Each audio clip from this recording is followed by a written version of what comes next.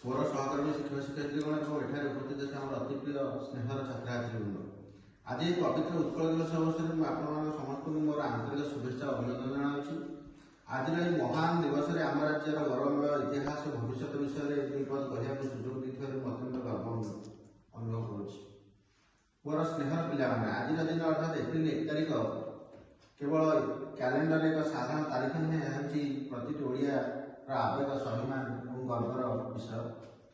ଏହି ଦିନ ଆମ ଓଡ଼ିଶା ସ୍ୱତନ୍ତ୍ର ଭାଷାଭିତ୍ତିକ ପ୍ରଦେଶ ଭାବରେ ଗଢ଼ି ଉଠିଥିଲା।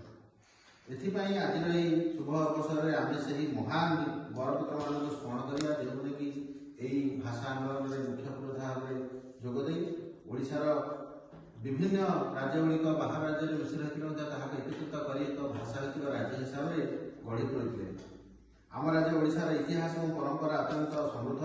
ଆମେ ସେହି କଳିଙ୍ଗ ବୀରମାନଙ୍କର ବଂଶଧର, ଯେଉଁମାନେ ନିଜର ସ୍ୱାଧୀନତା ପାଇଁ ସମ୍ରାଟ ଅଶୋକଙ୍କ ବିଶାଳ ବାହିନୀକୁ ରକ୍ତାକ୍ତ ସଂଗ୍ରାମରେ କଡ଼ା ଟକ୍କର ଦେଇ ସେମାନଙ୍କୁ ଯୁଦ୍ଧ ଜୟ କରିପାରିନଥିଲେ ମଧ୍ୟ ଯୁଦ୍ଧକୁ ବନ୍ଦ କରିବା ପାଇଁ ସମକକ୍ଷ ହୋଇପାରିଥିଲେ।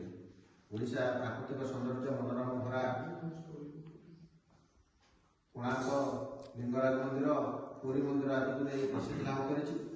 ଢେଙ୍କାନାଳ କପିଳାସକୁ ନେଇ ସାରା ଭାରତରେ ମଧ୍ୟ ପ୍ରସିଦ୍ଧି ଲାଭ କରିଛି।